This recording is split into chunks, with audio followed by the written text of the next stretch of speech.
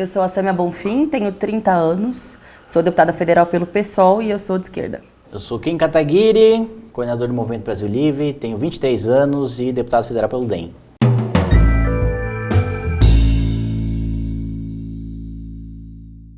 Joaquim Pô. Joaquim Pô, faz anos que eu não jogo isso. Não pode deixar a criança dentro de você morrer, Sâmia. Joaquim Pô. Eu já dei bandeira e ganhei. Bom, e ganhou ainda. Tá bom, bora lá. Porque a gente tá revisando. Sâmia, o que você acha do MBL? O que o movimento tem de bom e onde tem que melhorar? Kim, o que você acha do PSOL? O que o partido tem de bom e onde tem que melhorar? Eu acho... nos elogios, Não dá pra fazer um elogio. Eu acho que vocês são... Tem muitos excessos, mas são muito talentosos com o uso de redes sociais, internet, de maneira geral, com uma linguagem jovem. Isso é inegável. E onde tem que melhorar em muitas coisas. Eu acho que tem que melhorar num amadurecimento, e aí com todo respeito, não quero parecer ofensiva, mas estamos com um nível de sinceridade que nos permite. Eu acho que tem que ter um amadurecimento da postura política ainda que eu vejo que vocês se esforcem para isso, mas de ridicularizar menos o debate político. Eu mesma, o que tem de fake news, de autoria do MBL comigo, de meme, de figura, de foto, e eu acho que isso não acumula para o debate político, não acumula para a defesa das ideias que você tem para a economia, para a sociedade. Porque eu sempre escuto isso, né? Não, fake news, mas dá exemplo. Uma fake news, por exemplo, que eu acho que foi muito grave, depois eu chego em mim, mas que não diz respeito também, foi o que fizeram sobre a Marielle Franco. Assim que teve o assassinato da Marielle, teve uma desembargadora do Rio de Janeiro que disse que ela era associada ao crime organizado. O MBL foi um dos principais responsáveis por difundir essa fake news. Marielle nunca teve nenhum envolvimento com crime organizado.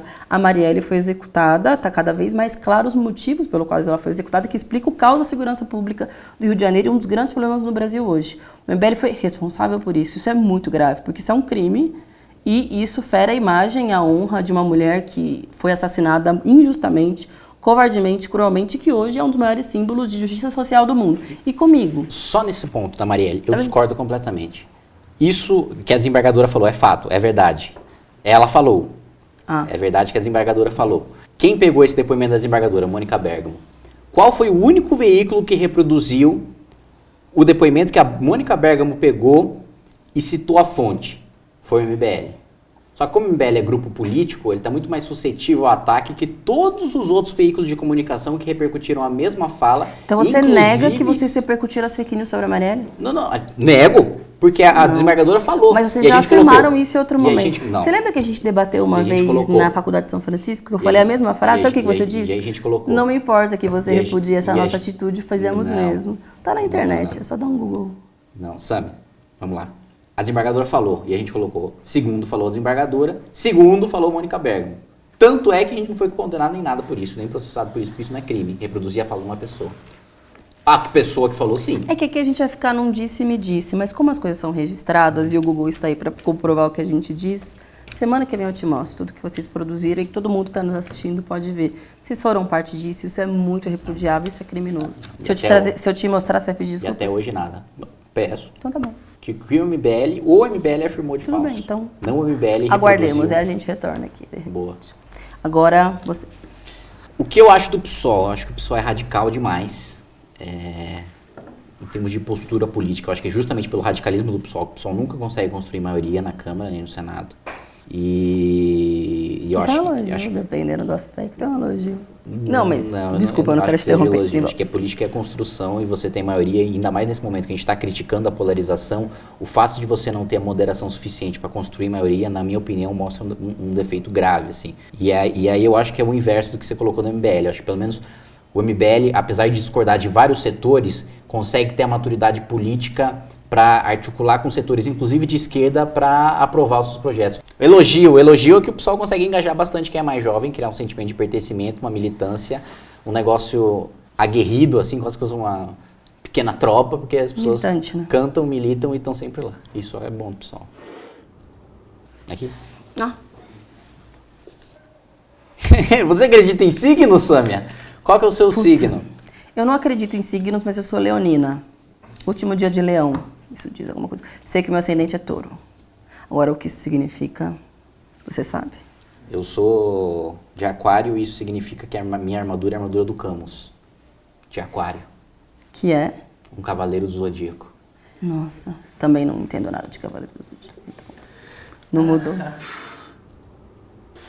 Vamos rever. Não, eu acabei de pegar, não é? Não, você pegou. Vamos lá. Mas o signo era fácil. Coisa de quem tem acidente de touro. A Sâmia vem do movimento estudantil e o Kim já defendeu muito a escola sem partido. O que eles acreditam que deve ser feito para melhorar a educação no país? Será que tem algo que eles concordam?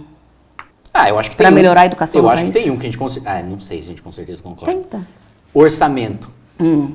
Da diferença que se tem de investimento em ensino superior e de ensino básico. Você defende que seja 4 vezes maior para o ensino superior do que para o ensino básico? Eu defendo que seja assim, pelo menos, no máximo, o ensino superior seja o dobro daquilo que seja no ensino básico. Mas 4 vezes, eu acho assim, nunca vai desenvolver o ensino básico com um investimento tão pequeno, proporcional ao orçamento. Eu acho que tem que ser uma das pastas prioritárias do Estado brasileiro. Eu acho que não dá... Eu acho que é um pouco complicado esse argumento, que às vezes coloca o ensino básico antagonizando com o ensino superior.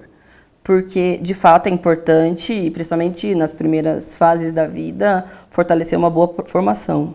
Mas eu acho que o ensino superior ele cumpre um papel tão importante de formação profissional, mas em especial no Brasil, em que mais de 90% das pesquisas são desenvolvidas em universidades públicas, o papel que isso tem para o desenvolvimento nacional, para uma capacidade de tornar o Brasil, inclusive, mais altivo perante outras potências, assim... não dá para menosprezar o papel que o ensino superior tem, que as universidades, sua capacidade de pesquisa e de formação. E eu acho que às vezes, não estou dizendo que é o seu caso, mas existe argumento que antagoniza, né, a educação básica com o ensino superior, está a serviço, na verdade, de uma lógica de sucateamento do ensino superior, de tentar retroceder no avanço que a gente teve nos últimos anos, de democratização, popularização, teve a política de cotas, ou mesmo da entrada ainda vez maior, aí eu tenho certeza que você vai discordar, da iniciativa privada no ensino superior nas universidades públicas, como o projeto do Futurice, que o Weintraub e o governo apresentaram nos últimos dias. Você é economista, né? Eu, economista? Não, é a Karina. Não, porque eu pergunto, bom, então você conhece a primeira regra da economia. Porque a primeira regra da economia a gente vive num mundo de recursos escassos. Certo. Certo? Ok. Beleza. Se a gente vive num mundo de recursos escassos e a gente gasta 4 vezes mais um recurso no ensino superior do que no ensino básico, existe esse antagonismo na prática, né? Existe um investimento em um em detrimento de outro. Não. Porque o Ministério tem X orçamento. Desse X orçamento, você precisa dividir. Você não acha que... Eu não estou dizendo que o ensino superior é pior, não estou dizendo que o ensino superior é ruim, não é nada disso. Mas em questão de prioridade, de resultado, você não acha que o ensino básico deveria ter mais atenção do que o ensino superior? Ainda levando em consideração, só mais um ponto, ainda levando em consideração que o PSOL luta contra a desigualdade social e o investimento no ensino superior, em regra, vai para os mais ricos e o básico vai para os pobres? Eu acho que a educação básica ela serve para atender ao conjunto da população brasileira, como você disse. Os mais pobres, os mais ricos, os de classe média, todos eles têm que ser inseridos na educação formal, mas eu discordo da lógica de que o ensino superior ele serve para atender somente a uma elite e que por isso ele pode ser secundarizado, escanteado ou mesmo privatizado, como é o projeto do Bolsonaro. Não, mas calma, é isso que eu quis dizer. A gente não entrou nesse debate. A gente não entrou. Porque para mim esse argumento está a serviço dessa política. Eu não acho que nada é gratuito. Para de tentar achar coisas atrás do argumento. De que forças ocultas. Abstrai. Não, vamos. Tá. Tem 4 vezes mais de 4 aqui. Tem um aqui. Então, o que você propõe? Como que deveria ser? 1 para 2, 2 para 1, 3 para 1? Pelo menos 2 para 1. Mas por que isso, em que aspecto isso seria melhor? Em que aspecto? Porque o retorno no ensino básico é muito maior do que o retorno no ensino superior. Porque é na primeira infância que a pessoa realmente forma... Mas aí isso significaria menos recursos para o ensino superior, menos pessoas estudando e menos produção científica e acadêmica. No ensino superior, sim. Mas significaria... Em que aspecto isso é bom para o Brasil e para a população brasileira? Nisso nada. Mas é muito melhor para os mais pobres. É muito maior para os mais pobres porque eles estão sendo prejudicados hoje pelo dinheiro que está sendo tirado deles e indo para o cara. Mas se retirar dinheiro do ensino superior, também serão os mais pobres que conseguiram entrar no superior, que serão os mais prejudicados. Então, mas o problema é que esse cara é mais pobre ainda. Não, mas a gente está discutindo a miséria, a pobreza, quem merece ser mais pobre. Estou discutindo inclusão, não retrocesso. Não, eu sei, mas eu preciso primeiro incluir o cara que não sabe ler. Depois incluir aquele cara que já sabe ler e vai entrar na faculdade. Então vamos tentar encontrar outro tema, porque esse a gente já viu que a gente não concorda. Tudo. Vamos tentar ir para outro. Será não, mas que tem algo que eles concordam? Ah, não é algo, né? Não é qualquer coisa. Porque esse a gente tentou, não conseguiu. Só, pô, escola sem... talvez isso a gente concorde. Sem partido, não. Não, porque eu vi, vem cá. Não, deixa eu te falar uma coisa. Porque talvez agora, o Fernando Holliday, durante a greve de servidores do município, sua maioria professores, ele chamou os professores de vagabundo. Você lembra disso, né? E aí, alguns meses depois, ele pediu desculpas, porque ele disse que ele exagerou, errou. Acho que nisso a gente concorda. Talvez o professor não é vagabundo, é trabalhador e merece ser respeitado, bem pago, ter boas condições de trabalho. E não pode ser tratado dessa forma, ainda mais quando está no processo de luta pelo seu direito. Não, isso é claro. Tem que ter boas condições de trabalho, não merece ser chamado de vagabundo. Mas isso é muito... Não, mas é alguma coisa, a gente está tentando encontrar Não, mas isso é muito discurso de Miss Universo, né? Então, a gente concorda na paz mundial. Você concorda que os maiores resultados vêm no investimento na primeira infância? Porque é quando você forma a memória de longo prazo? Concordo. Yes! Conseguimos. Seria muito legal ver um fazendo um elogio ao outro, dizendo alguma coisa que um admira no outro, coraçãozinho. Oh! Deixa eu pensar. Pô, já elogiou o MBL, os caras querem que eu elogio quem tá na vida. Você é uma pessoa bem-humorada. Obrigada. Eu faço várias piadinhas lá no plenário e você ri.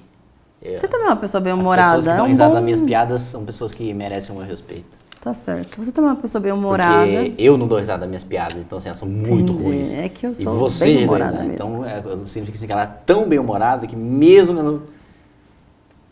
Você também é uma pessoa bem-humorada. Minhas piadas são tipo... Não, esquece. Eu ia fazer uma piada que você não ia gostar.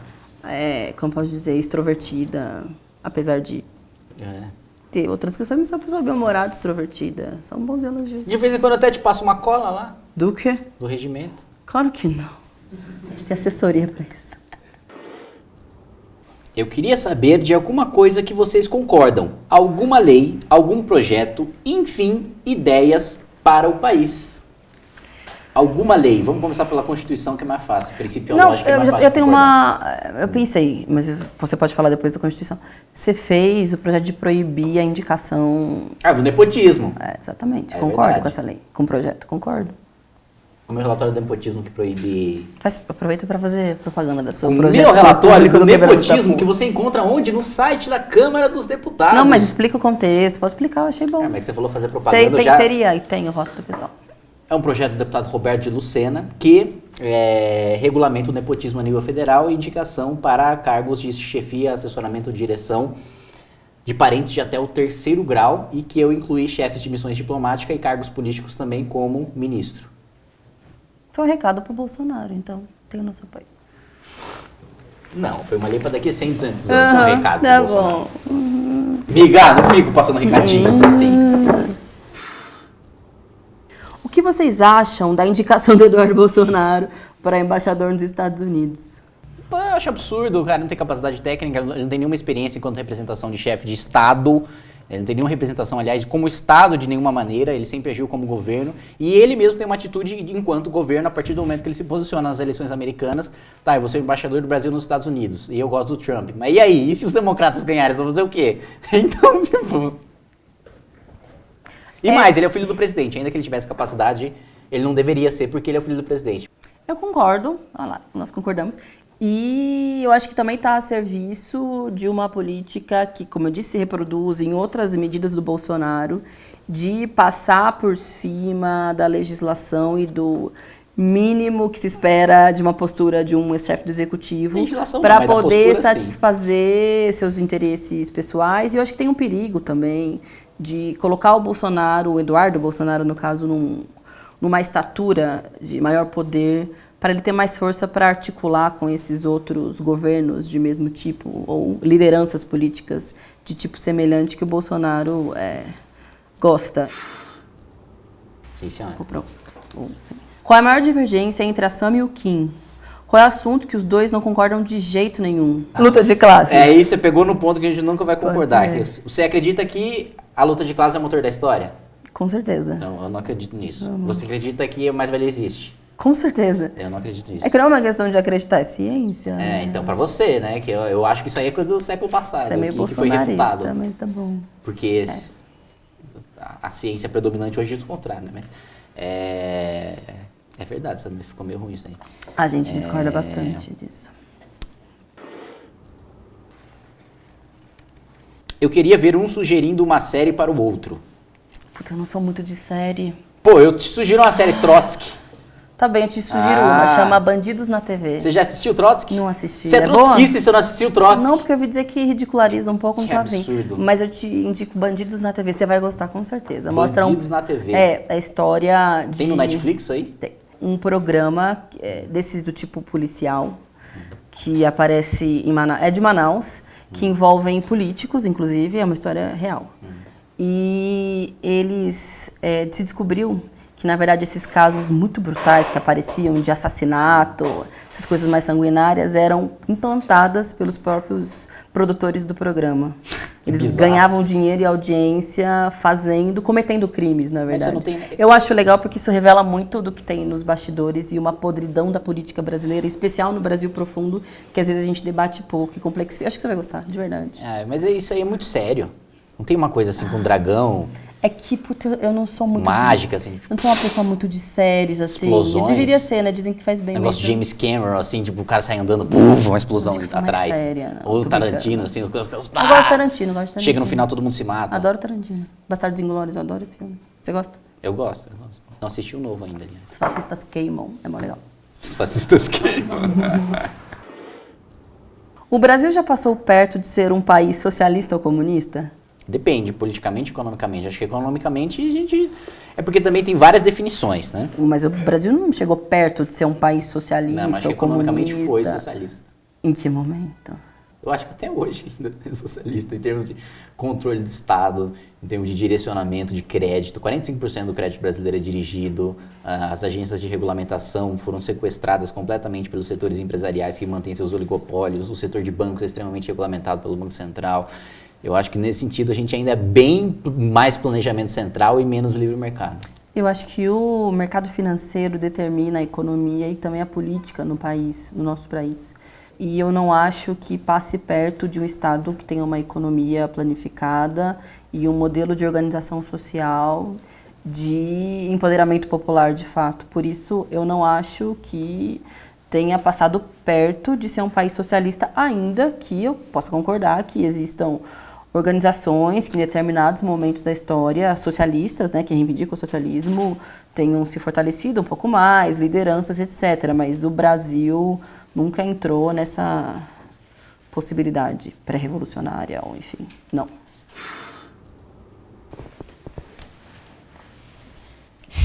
Reforma da Previdência, Tava. sabe? Sim ou não?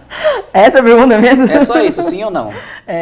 Não. Fui Sim. contra, votei contra, Pronto, estava na acabou. comissão especial contra, e eu acho que vai ser um desastre para o país. Sim, melhor reforma de todas. Viva a reforma da Previdência. Vai Você Previdência. não acha que é a melhor reforma que se defende é a inicial, não a que foi aprovada, que teve muitas modificações? a melhor... Fala a verdade. Não, sim, eu concordo, mas a melhor em termos de tema, assim. Mais do que tributária, mais do que política, mais do que qualquer outra, a melhor é a Previdência. Destrutiva. Vai, Previdência. Só não é pior que a trabalhista. Previdência, eu escolho você. Modelo de trabalho no Brasil. Não, a Previdência é muito melhor. Muito mais apocalipse de direitos do que a trabalhista. Sou eu, você bom. É você. Né? Eu acredito, sou muito grata ao trabalho realizado na Operação Lava Jato. O Brasil precisava dessa mudança e estamos só no começo. Tenho certeza que a Lava Jato é justa e correta. O que cada um acha disso? E as conversas do Moro vazadas pelo Intercept. Eu acho que antes de qualquer coisa, as conversas são objeto de crime. E quem cometeu o crime precisa ser preso, como foi preso, e precisa ser condenado, como ainda não foi condenado, e ser apenado. Segundo ponto, é difícil fazer um debate tendo como premissa de que essas informações são verdadeiras se a gente ainda não sabe se as informações são verdadeiras. Terceiro ponto, concordo que a Operação Lava Jato tenha sido um patrimônio histórico importantíssimo para o nosso país. E daí eu já passo para você para a gente ficar no bate-bola. Tá bem. Acredito que o trabalho realizado pelo Intercept foi muito importante para revelar o cinismo do ministro e ex-juiz Sérgio Moro, porque mostra que ele, junto ao Dallagnol e alguns outros procuradores da Operação Lava Jato, interferiram diretamente no processo eleitoral E isso foi determinante para as eleições de Jair Bolsonaro, ainda que não tenha sido a única razão, mas foi indispensável para o processo de ascensão do Bolsonaro. Ele cometeu uma série de crimes e ilegalidades e isso precisa ser apurado, investigado e ele precisa ser punido.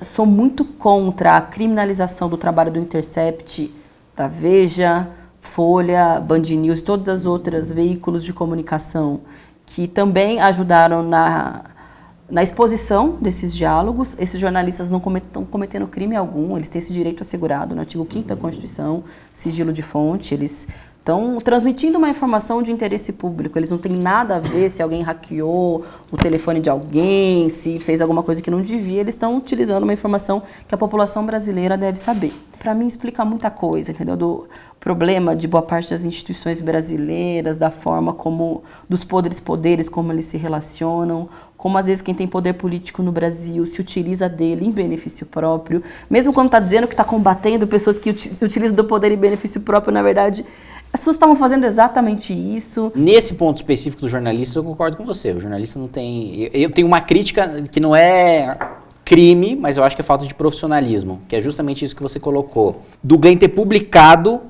antes de ter analisado tudo.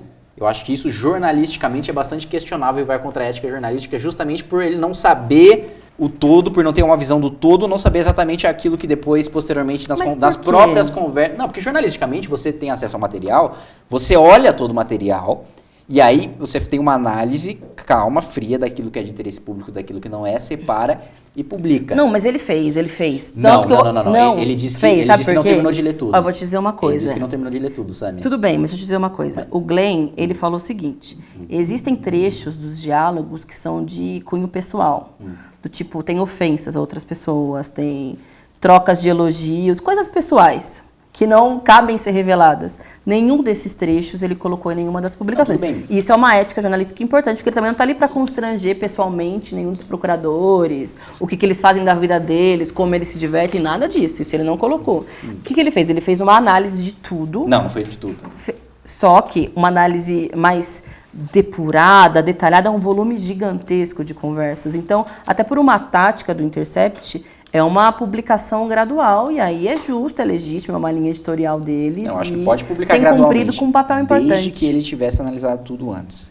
Mas por quê? Porque daí ele vê o resultado e ele diz, eu não quero, porque isso aqui me desagrada. Não é o resultado porque me desagrada. Eu acho que é um compromisso com a informação. Não é. Então, justamente isso, posteriormente, no decorrer das conversas, determinada informação que ele tenha publicado agora, posteriormente pode demonstrar falsa dentro das próprias conversas. O jornalismo investigativo, ele vai se desenvolvendo ao longo do processo, conforme ele vê o impacto, conforme ele vai descobrindo mais informações, ele se desenvolve ao longo as coisas do processo, vão se conectando. Quando tem fato ou informação nova para o jornalista. Agora, quando ele já tem o conteúdo, ele já poderia ter feito essa análise, acho que o jornalista que ele mas aí você acha que isso muda alguma coisa? Se fosse, só para dialogar com isso que você disse. Então, se ele tivesse visto tudo primeiro para depois publicar, você acha que muda? Aí você seria a favor das coisas que o Intercept está fazendo? Aí, da publicação em si, acho que não teria problema, jornalisticamente falando. Então, no final, você vai estar a favor, porque daí ele vai ter acesso a tudo, vai divulgar tudo. Não, mas aí já está errado, você vai apoiar. Ele já cometeu erro.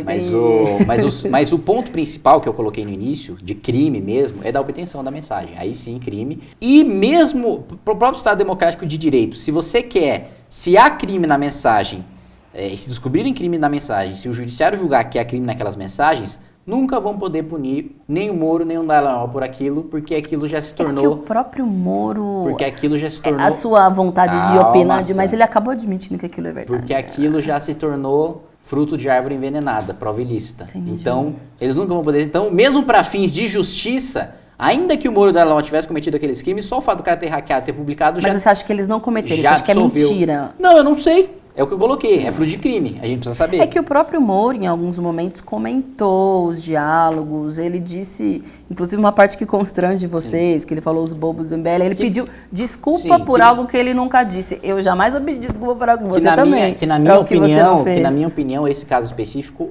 mostra também falta de profissionalismo jornalístico do Glenn, porque o Moro falar bobo do MBL não tem nada a ver com irregularidade da Lava Jato. Os bobos do MBL era parte de todo uma... Não, nesse trecho não. Você ficou chateado com os bobos do MBL? Não, eu já chamei outras pessoas, autoridades da República, de coisa pior já. Privadamente... Você acha que o Moro é bobo também? Eu não tenho problema nenhum. Não, acho que de maneira privada, Sâmia, O bagulho é louco. Louco. Agora, publicamente, claro, tem a liturgia do cargo, tem um debate público e tal.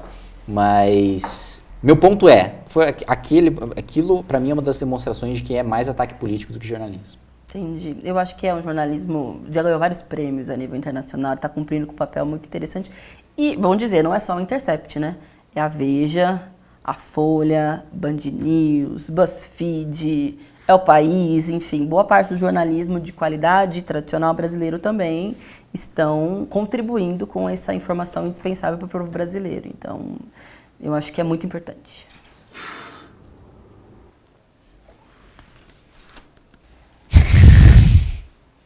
Vocês são foda, hein?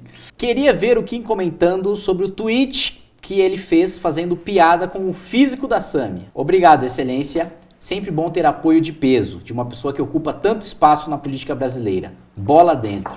Nisso, se não me engano, você tinha feito alguma brincadeira... Sei qual foi o contexto. Qual foi o contexto? Você estava sentado com o Freixo no restaurante da Câmara de Deputados.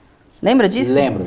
E aí parte da base de vocês se incomodou porque você estava sentado na mesa de um deputado do PSOL. E foi, assim, guerra contra o Kim, porque o Kim estava sentado na mesa com o Marcelo Freixo.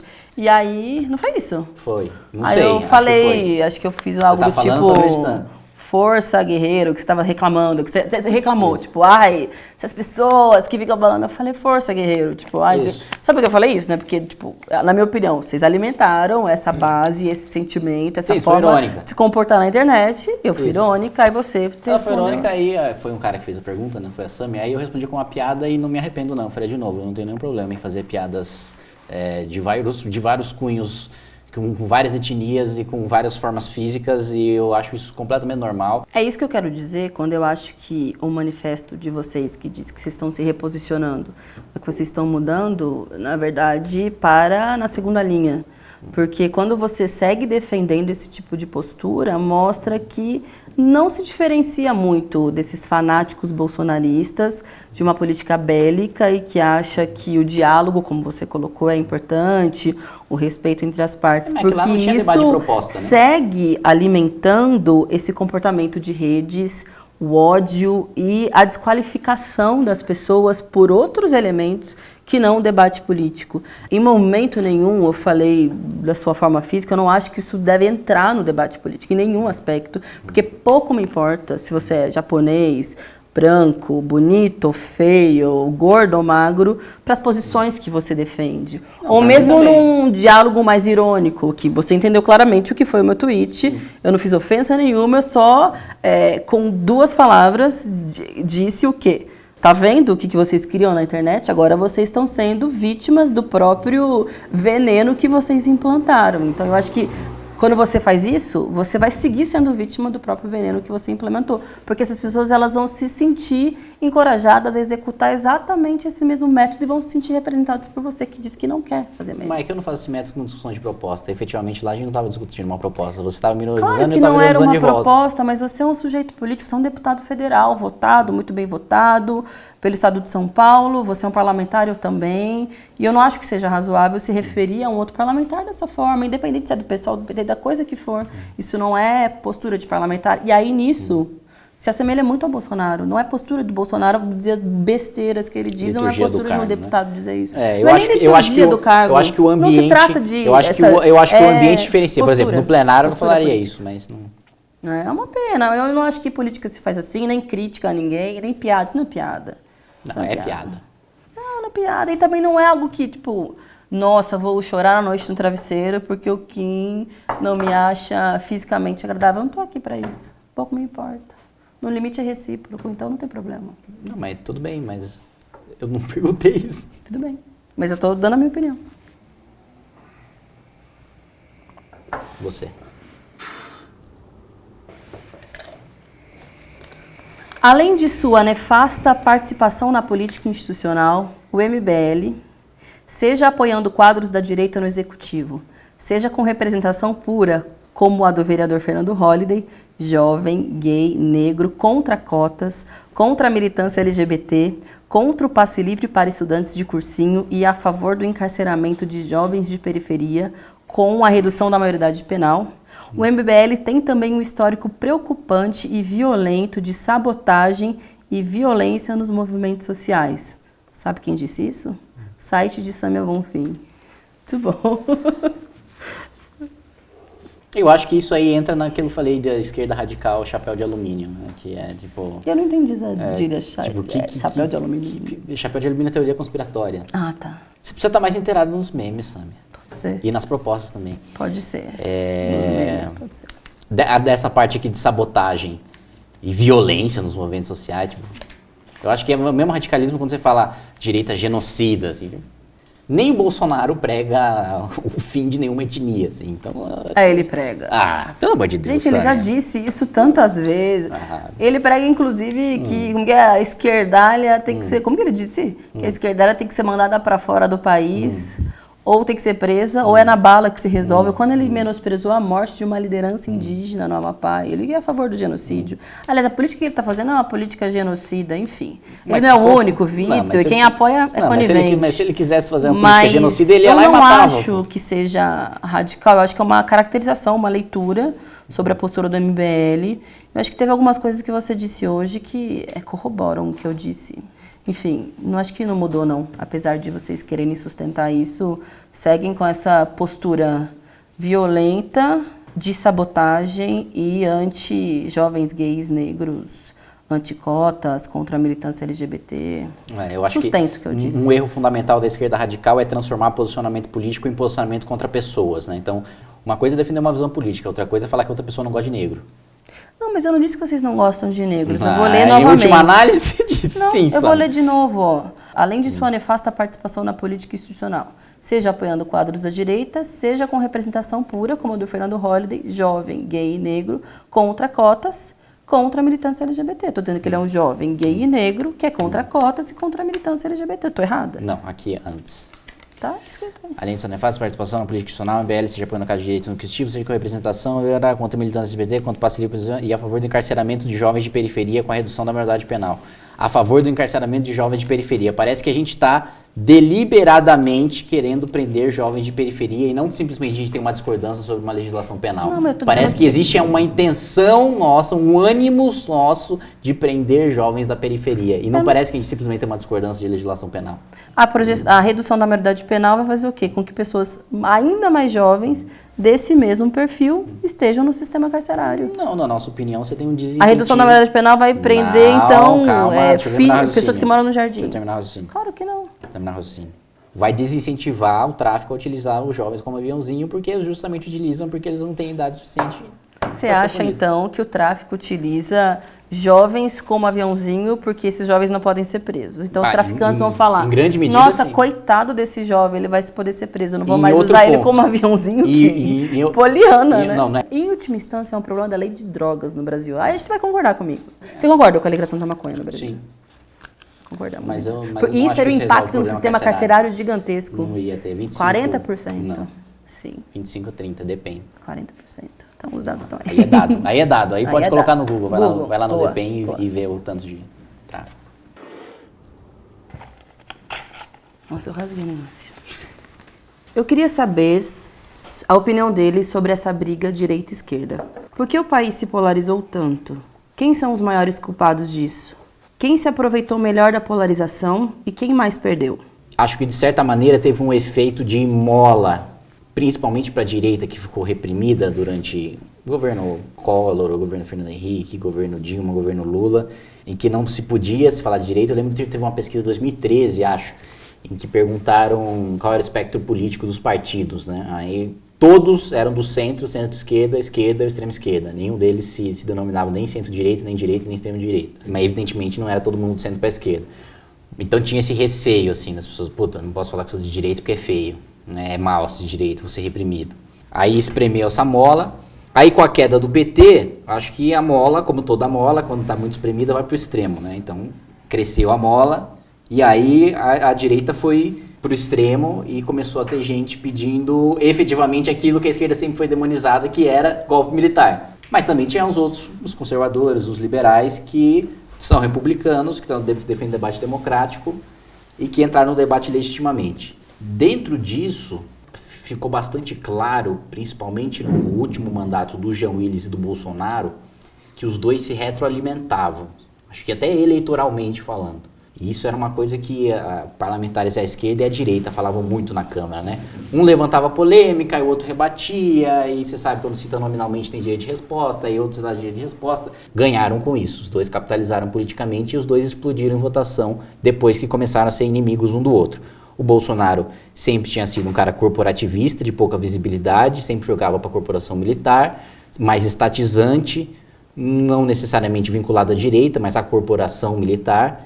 E aí ele passou a entrar no debate público como uma figura visível de direita a partir do momento que ele começou a antagonizar com o Jean Willis, que assumidamente era um cara de esquerda e que também não tinha toda essa visibilidade, né? Tinha entrado com uma votação pequena na primeira eleição e depois de puxado ele passou para puxador, né? na segunda eleição dele, que é justamente depois que ele começou a antagonizar. Aí no macro, o PT jogou bastante também, com depois a história de nós contra eles, de ricos contra brancos, né? Da crise de 2008 é o problema do banqueiro branco de olho azul, e demonizando as elites, né? Sabe-se lá o que era elite, porque o PT também teve apoio durante todo esse tempo, que se manteve no poder, fez uma aliança com a elite, né? Tanto que o ministro da Fazenda era o Palocci, que não é socialista, não é um cara de esquerda. O presidente do Banco Central do Lula foi o Meirelles, que não é um cara de esquerda, que não é um cara socialista, que não é um cara trabalhista, não é um cara sindicalista. E aí, com a derrocada do Lula, evidentemente quem mais surfou na polarização foi o Bolsonaro, né? Foi se colocando como o principal antagonista daquilo que tinha se tornado o pior da história do país. Então, logo, eu sou o principal inimigo do Lula e o Lula é o principal culpado pelos problemas do país, eu sou a principal solução para os problemas do país, e ele se colocou como essa figura. Aí ele se elegeu como essa figura e até hoje, enquanto presidente da República, mantém o discurso de palanque de muito mais ataque do que proposição de política pública, o que é ruim para o país. Aí entra no quem perde, né? Porque nessa disputa de poder em que o PT só fala do Lula e o PSL só fala do Bolsonaro, a política pública se perde e quem defende política pública não tem espaço, não tem visibilidade. E não ter visibilidade significa não ter voto. E não ter voto significa não ter relevância no debate público. E aí acho que todos perdemos, dona Sâmia. Muito bem. Eu acho que essa polarização se intensificou, mas ela é parte de uma dinâmica internacional. Acho que teve a ver com uma experiência com governos social-democratas em alguns lugares do mundo, em países da Europa.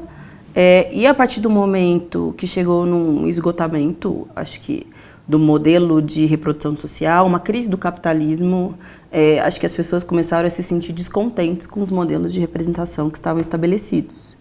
E a partir daí começaram a surgir fenômenos de massa, muitas vezes, de contestação do modelo que estava estabelecido. Eu me lembro de ter acompanhado de longe, lendo algumas manifestações na Europa, nos Estados Unidos, o fenômeno que se chama de Primavera Árabe, ou mesmo aqui no Brasil, porque em junho de 2013 teve um pouco desse elemento, né? Começou com a luta contra o aumento da tarifa, mas depois virou um desaguador de uma indignação generalizada com serviços públicos, com o modelo do sistema político no Brasil, aumento da representatividade, temas do tipo. Depois de junho de 2013 foi rediscutido e ressignificado, mas a princípio foi essa fórmula, né?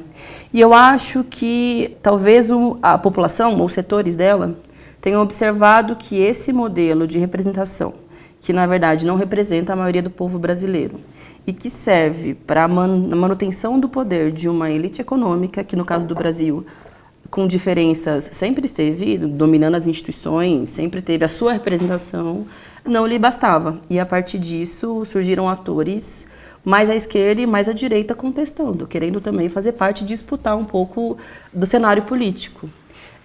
Acredito que nesse processo o Bolsonaro e a extrema-direita tenha tido mais força.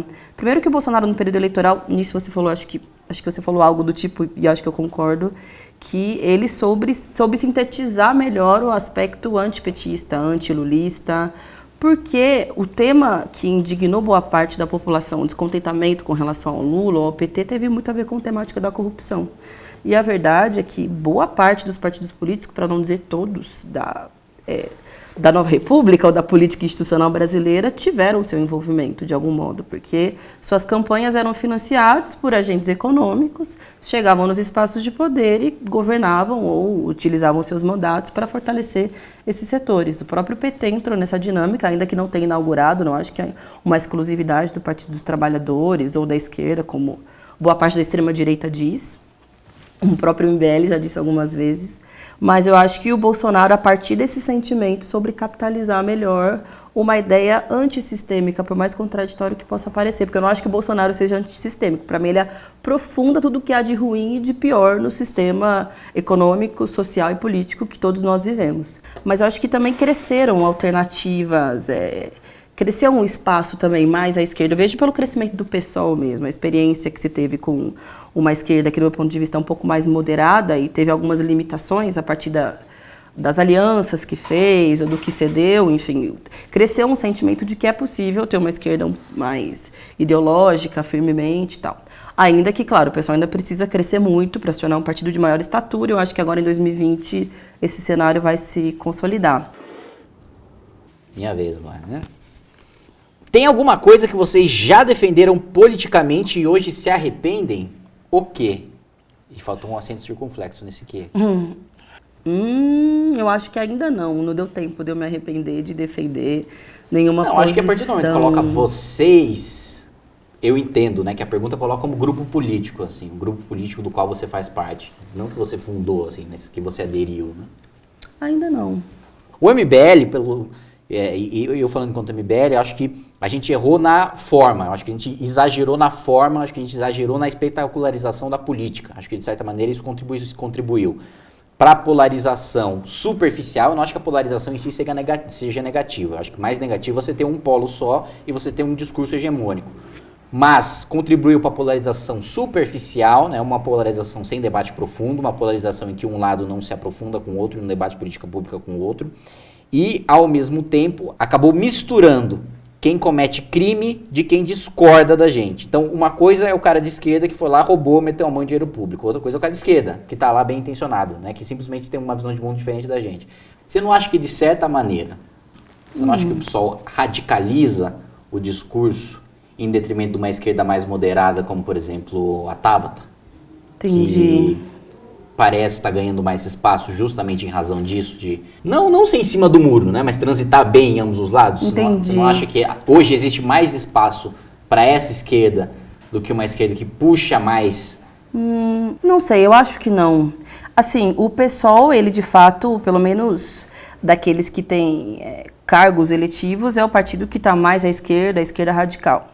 E tem um espaço na sociedade, pensando do ponto de vista eleitoral ou do desenvolvimento de ideias, para ideias que são mais radicais. Isso não é um fenômeno só do Brasil. Em outros países do mundo existem partidos semelhantes que estão se consolidando. Acho que tem um espaço grande também na sociedade brasileira para figuras como a Tabata ou com um aspecto mais moderado, que talvez seja progressista nos costumes e mais liberal na economia. Mas é diferente do programa e da ideologia que a gente defende para o país, de ser mais firme, nesse sentido mais radical, num modelo de sociedade que não se assemelha com o modelo que a Tabata defende ou que a direita. É evidente que vai ter mais espaço para ideias mais moderadas do que para ideias mais radicais à esquerda, porque o poder econômico não vai querer que a gente cresça, o mercado financeiro, a grande mídia, existem boicotes também a posições. Acho que a Tabata tem mais abertura com a grande mídia e com o mercado financeiro por eu acho que ter sim, ideias mais pró-mercado. Porque ela tem ideias mais pró-mercado. Por exemplo, agora durante a reforma da Previdência, ela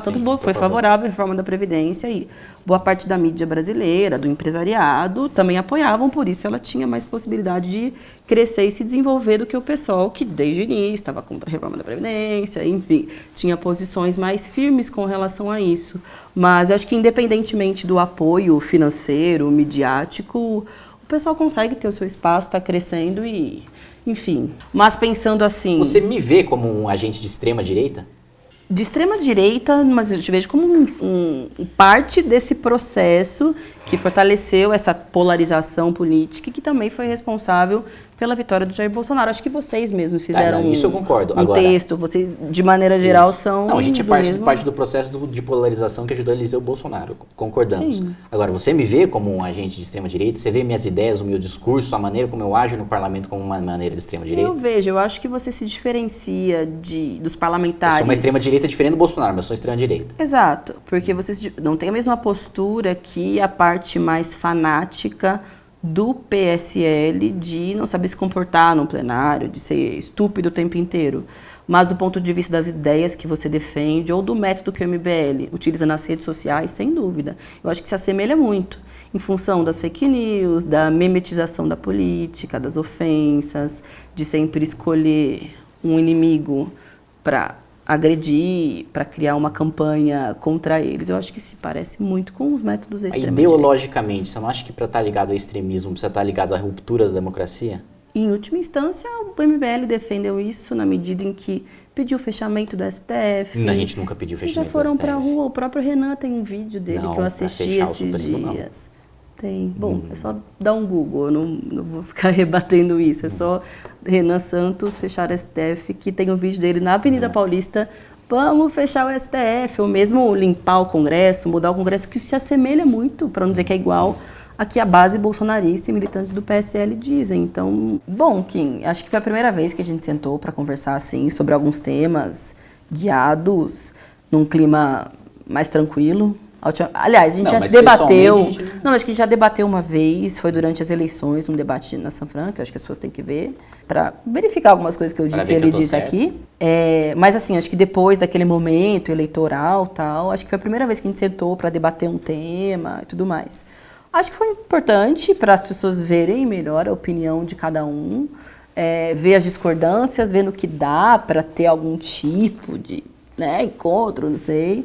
Mas eu acho que serviu, assim, para ver, talvez você concorde, o quanto o Bolsonaro está passando dos limites. Isolá-lo politicamente, eu acho que é um favor que todos nós temos para a sociedade brasileira. Mas, assim, eu acho que foi legal o nosso papo. Eu acho que pode ter um setor do público que me acompanha que, quando me vê sentado aqui, vai ficar lá, o que essa menina está fazendo conversando com esse menino?